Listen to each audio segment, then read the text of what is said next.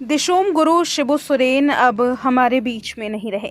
राजनीतिक जगत का एक बड़ा चेहरा इस दुनिया को छोड़कर चला गया।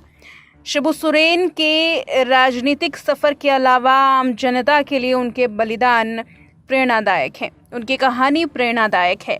महाजनी प्रथा के खिलाफ आंदोलन के दौरान जब शासन प्रशासन ने आदिवासी अधिकारों की आवाज़ को दबाने की कोशिश की, तब शिबू सोरेन ही थे जो बार बार पुलिसिया दमन का सामना कर रहे थे।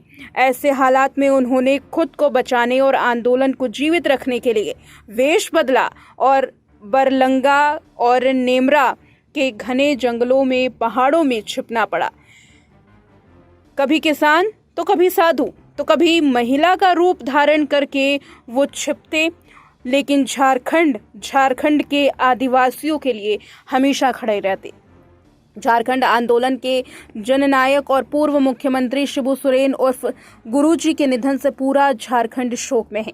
इसी बीच गुरुजी की छोटी बहन जैन मोड़ा निवासी शकुंतला देवी ने नम आंखों से उन्हें भावभीनी श्रद्धांजलि दी। कहा, मेरे भैया शुरू से ही साहसी थे। बचपन में भी उन्होंने कुछ अलग किया था।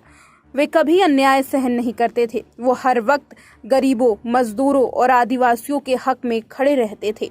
शकुंतला देवी ने आगे बताया कि भैया ने हमेशा जुल्म के खिलाफ आवाज उठाई, चाहे कोई कितना भी ताकतवर क्यों ना हो। अगर गरीबों पर अत्याचार करता था तो भैया खुलकर उनका विरोध करते थे।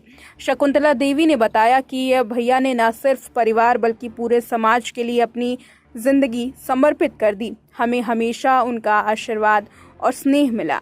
वो आगे कहती हैं कि वे बड़े होकर भी हमारे लिए हमेशा भैया रहे, जो गांव की गलियों में नंगे पांव भागते थे।